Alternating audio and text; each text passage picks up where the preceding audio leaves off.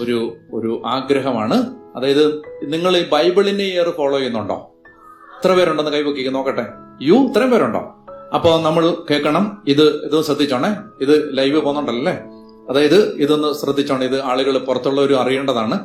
അതായത് നമ്മൾ ഈ ഒരു വർഷം കൊണ്ട് ബൈബിൾ വായന പൂർത്തിയാക്കുന്നത് ഡിസംബർ 31 അപ്പോ ബൈബിൾ വായന തീരുമ്പോ ഡിസംബർ 31 രാത്രിയിൽ ഈ ബൈബിൾ വായനയിൽ പങ്കെടുത്ത ആളുകള് എല്ലാവരും ഇവിടെ വരണമെന്ന് എനിക്കൊരു ആഗ്രഹമുണ്ട്. അതെന്തിനാന്ന് വെച്ചാല് നമ്മൾ ഒരു വർഷം കൊണ്ട് ബൈബിൾ വായിച്ച് തീർത്ത് കർത്താവിന് ഒരു നേർച്ചയായിട്ട് സമർപ്പിച്ചിട്ട് നമ്മള് തിരുസഭയ്ക്ക് വേണ്ടിയും നമുക്ക് വേണ്ടിയും ചില കർത്താവിനോട് ചോദിക്കും. നമ്മുടെ ഒരു നേർച്ച നമ്മൾ കൊടുക്കാൻ പോവാണ്. ഒരു കൊല്ലം കൊണ്ട് നിങ്ങൾ വായിക്കുന്നത് തന്നെ നിങ്ങൾക്ക് അറിയാലോ എന്തോ ഒരു അധ്വാനമാണ് ഒരു ദിവസം മുടങ്ങാതിരിക്കണമെങ്കിൽ. അപ്പൊ ഞങ്ങളുടെ അധ്വാനം നിങ്ങൾ ആലോചിച്ച് നോക്കിയോ. ഈ യാത്ര മുഴുവൻ ലോകത്തിന്റെ നാനാഭാഗത്ത് ചെയ്യുമ്പോൾ ഈ സാധനം എല്ലാം വാരി കെട്ടിയാ നമ്മൾ പോന്നെ.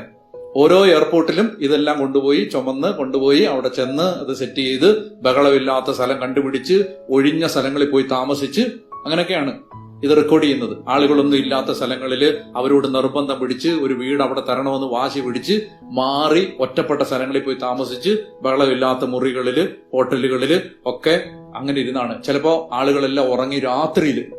മനസ്സിലായി. അതിലെ പല എപ്പിസോഡുകളും ഞാൻ റെക്കോർഡ് ചെയ്തിട്ടുള്ളത് രാത്രി 1 മണി 2 മണി 3 മണി 4 മണി 5 മണി സമയത്താണ്. അപ്പൊ അതും ഞാൻ കഷ്ടപ്പാടിനെ കുറിച്ച് പറയല്ല, നല്ല അധ്വാനം അതിന് പുറകിലുണ്ട്.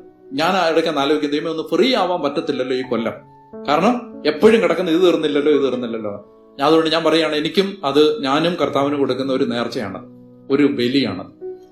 അപ്പൊ ആ ബൈബിൾ വായനാ പദ്ധതിയിൽ പങ്കെടുത്ത എല്ലാ ആളുകളും, നിങ്ങൾ ഏത് രാജ്യത്താണെങ്കിലും, എന്റെ ഒരു സ്വാർത്ഥ ആഗ്രഹമാണ് നിങ്ങൾ ഇവിടെ വന്ന് മൗണ്ട് കാർമലിൽ വന്ന്, അന്ന് ബൈബിളിനെ ഇയറിന്റെ ടീമെല്ലാം ഇവിടെ വരും.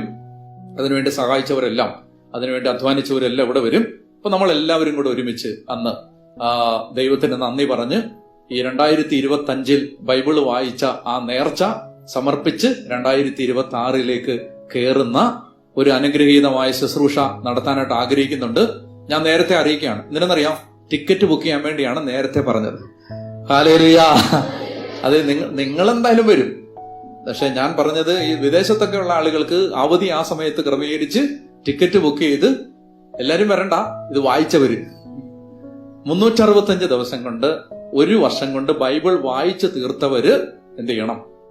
അന്ന്. അല്ലാത്തവരും വരണം, പക്ഷെ അവര് പ്രത്യേകം വരാൻ ശ്രദ്ധിക്കണം. അപ്പൊ അവർക്ക് നമ്മളത് 31 രാത്രി നമ്മൾ ബലിയർപ്പിച്ച് പ്രാർത്ഥിച്ച് ദൈവവചനത്തിലൂടെ കർത്താവിന് നമ്മൾ ഒരു ബലി സമർപ്പിച്ചുകൊണ്ട് പ്രാർത്ഥിക്കും.